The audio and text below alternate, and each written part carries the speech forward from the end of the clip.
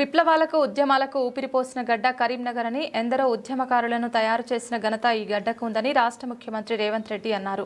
జమ్మికుంట పట్టణంలోని డిగ్రీ కళాశాల మైదానంలో వెలిచాల రాజేందర్రావు పార్లమెంట్ అభ్యర్థిగా గెలిపించాలని కోరుతూ రేవంత్ రెడ్డి మాట్లాడారు. తెలంగాణకు మోడీ గాడిద గుడ్డు ఇచ్చిండు, గుండు అరగుండును పక్కకు నెట్టండి అంటూ ధ్వజమెత్తారు. శాసనసభ ఎన్నికల్లో ప్రణవ్ బాబుకు దాదాపు 40,000 ఓట్లు ఇచ్చి ఆశీర్వదించారు. దేశ రాజకీయ సామాజిక స్థితిగతుల గురించి మనం మాట్లాడాలి. ఈ ప్రాంతంలో ఎంఎస్ఆర్ చొక్కారావు పేదల కోసం కొట్లాడిన చరిత్ర ఉంది.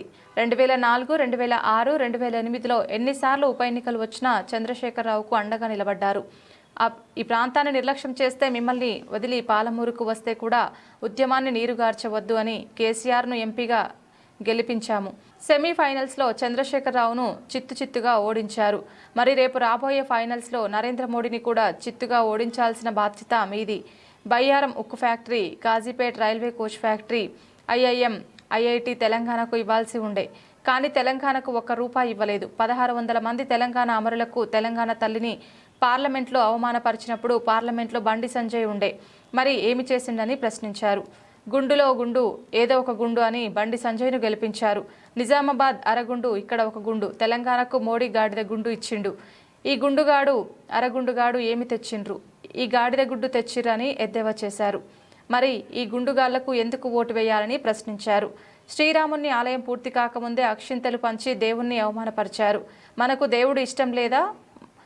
మనం మొక్కలేదా? దేవుణ్ణి, హిందుత్వాన్ని ఓట్ల కోసం బీజేపీ వాళ్ళు వాడుకుంటున్నారు. చిల్లర పైసలు అడుక్కున్నట్లు దేవుడి ఫోటో చూపించి ఓట్లు అడుక్కుంటున్నారు. బీజేపీ వాళ్ళు దళితులకు విద్యా ఉద్యోగాల్లో రిజర్వేషన్లు అంబేద్కర్ గారు రాసిన రాజ్యాంగం ద్వారా హక్కు కల్పించారు. కవ్వంపల్లి డాక్టర్ అయ్యారు. అడ్లూరు లక్ష్మణ్ గారు ఎమ్మెల్యే అయ్యారు. పక్కనే ఉన్న బలరాం నాయక్ గారు మంత్రి అయ్యారు. బీజేపీ వారు మేము కల్పించిన రిజర్వేషన్ను రద్దు చేసే కుట్రలు చేస్తున్నారు. కేంద్ర ప్రభుత్వ పరిధిలో దాదాపు 30 లక్షల ఉద్యోగాలు భర్తీ చేయక పక్కన పెట్టారు. 400 సీట్లు వస్తే రాజ్యాంగాన్ని సవరణ చేస్తారు. బీసీ, ఎస్సీ, ఎస్టీ రిజర్వేషన్లను రద్దు చేస్తారు. కాబట్టి బీజేపీకి ఓట్లు వేయకండి.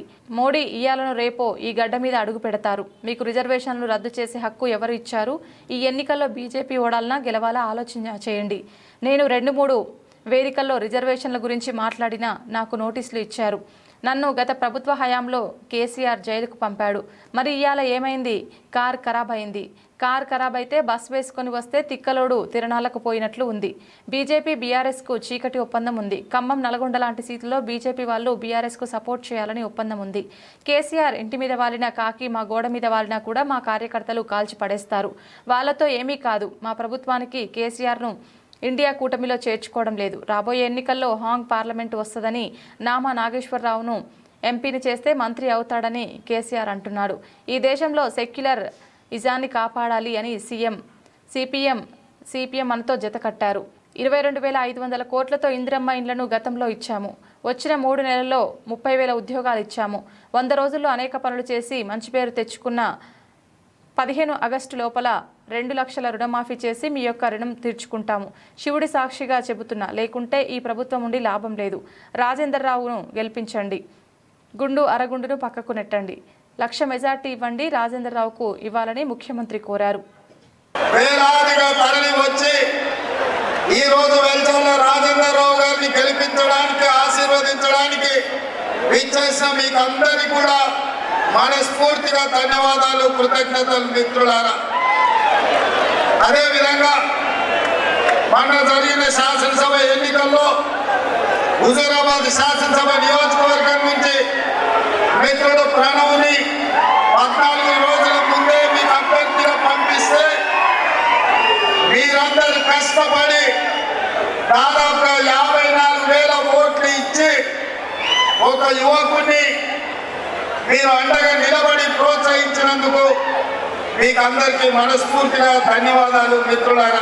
తెలంగాణ రాష్ట్రానికి సంబంధించి ఈ దేశం యొక్క రాజకీయ, ఆర్థిక, సామాజిక స్థితిగతులపై మనం మాట్లాడాల్సిన అవసరం ఉన్నది. ఈ కరీంనగర్ జిల్లా అంటే చైతన్యవంతమైన జిల్లా. ఈ ప్రాంతంలో ఎం సత్యనారాయణరావు గారు, చొక్కారావు గారు, రత్నాకరరావు గారు లాంటి ముద్దండులు, ముఖ్యంగా ఈ హుజూరాబాద్ ఆనాడు సమాజంలో ఉన్న సమాజాన్ని పట్టి పీడిస్తున్న సమస్యల మీద పేద ప్రజల గుండెల్లో శాశ్వతంగా నిలిచిపోయే చాలా మంది విప్లవకారులు ఈ ప్రాంతం నుంచి ఈ ప్రజల కోసం కొట్లాడిన చరిత్ర ఈ కరీంనగర్ జిల్లాకు ఉంది. ఆనాడు తెలంగాణ రాష్ట్ర సాధనలో ఎక్కడో సిద్దిపేట చింతమడక నుంచి వచ్చిన చంద్రశేఖర్ రావును 2004లో తెలంగాణ రాష్ట్రాన్ని సాధించాలన్న ఆకాంక్ష, ఢిల్లీ నుంచి ఢిల్లీ వరకు ఈ నినాదాన్ని వినిపించాలన్న పట్టుదల 2004లో, 2006లో, 2008లో ఎన్నిసార్లు ఎన్నికలు ఉప ఎన్నికలు వచ్చినా చంద్రశేఖర్ రావుకు బీఆర్ఎస్ కు అండగా నిలబడి మీరు తెలంగాణ బిడ్డలం, ఈ గడ్డ తెలంగాణ ఉద్యమానికి ఊపిరి ఊపుతుంది, ఈ గడ్డ తెలంగాణ రాష్ట్రాన్ని సాధిస్తుందని మీరందరూ నిరూపించిన సోదరు. ఇప్పుడు చింతపండు చేసి ఇవాళ మూల కూర్చోబెట్టారు తెలంగాణ ప్రజలు. ఇవాళ చంద్రశేఖర్ రావు కేటీఆర్ అంటున్నాడు కారు ఖరాబ్ అయింది, చెగ్గుపోయింది, వాళ్ళు వస్తుందని. నేను చెప్పదలుచుకున్నా, మీకందరికీ తెలుసు కారు ఖరాబ్ అయి కారు కానపోయింది, ఇక అది బాగుపడదు, మళ్ళీ రాదు. జుమ్మరాజ్ బజార్లో తూకానికి తూకం వేసి అమ్మాల్సిందే, కారు గతి లేదు. ఇవాళ కారు లేదు కాబట్టి బస్ చేసుకొని బయలుదేరి నేను చూస్తాం ఏం చేస్తాడు కేసీఆర్ అని. ఏమి లేదా, మీరు బస్ యాత్ర ఒకసారి చూడండి. తిక్కలోడు తిరునాళ్ళకు పోతానంటే వెంకటోడు ఎక్కడానికి దిగడానికి సరిపోయిందంట అంటాడు. చూసింది లేదు, చేసింది లేదు. ఆత్మకంగా ఒకరి మీద ఒకరు పోటీ చేసినట్టే చేసి ఏ రకంగా ఒప్పందంతో కాంగ్రెస్ మీద కుట్ర చేస్తారు. ఈ కుట్రలన్నీ చూసే మా కమ్యూనిస్టు సోదరులు, మా కోదండరామ్ గారు కాంగ్రెస్ పార్టీని ఎట్లయినా గెలిపించాలి, ఈ దేశంలో సెక్యులరిజాన్ని కాపాడాలి అని సిపిఎం కోదండరామ్ గారు ఇవాళ మనకు మద్దతుగా నిలబడ్డారు. అందుకే మిత్రులారా, మీకందరికీ నేను చెప్పదలుచుకున్నా, ఈ ప్రభుత్వం ఎవడో ఆశామాసిగా తెచ్చింది కాదు. ఇవాళ ఈ కుర్చీలు మా తాతల ముత్తాతల నుంచి మాకు వచ్చింది కాదు. ఈ కష్టం మీది. మీ రక్తాన్ని చెమటగా మార్చి మీ బుధాలు కాయలు కాసే విధంగా 3 రంగుల జెండాను మోసి ఇవాళ ఈ ప్రభుత్వాన్ని తెచ్చిండ్రు. ఆకాంక్షలు నెరవేర్చే బాధ్యత మనది. ఇవాళ వెల్చాల రాజేంద్ర రావును కరీంనగర్ పార్లమెంట్ నియోజకవర్గం నుంచి 1,00,000 మెజార్టీతో గెలిపించండి. జనవాహినిలో ఉన్న నా అక్క చెల్లెళ్లకు, అన్నదమ్ములకు నా నమస్సుమాంజలు. ఈరోజు మనకు చాలా పెద్ద దినము. రేవంత్ రెడ్డి గారు స్వయంగా ఫస్ట్ మీటింగ్ కి పార్లమెంట్ ఎలక్షన్ సందర్భంగా హుజురాబాద్ కు రావడం జరిగింది. ఇంత పెద్ద సంఖ్యలో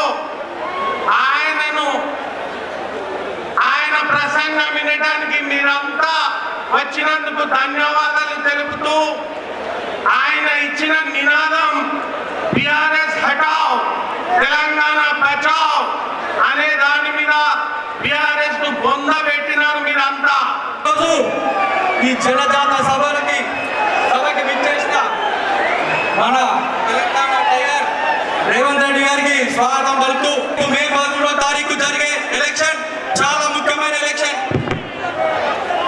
మన రేపు మే 13వ తారీఖు ఏ ఎలక్షన్ జరుగుతుందో మన భవిష్యత్తు నిర్ణయించే ఎలక్షన్.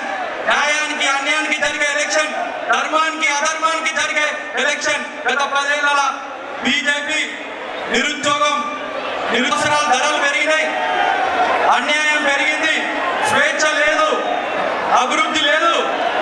అదే ఇవన్నీ మనకు కావాలంటే మళ్ళీ మనకి కాంగ్రెస్ రావాలి. మొన్న జరిగిన రాముడు కళ్యాణం కూడా రాలేదు.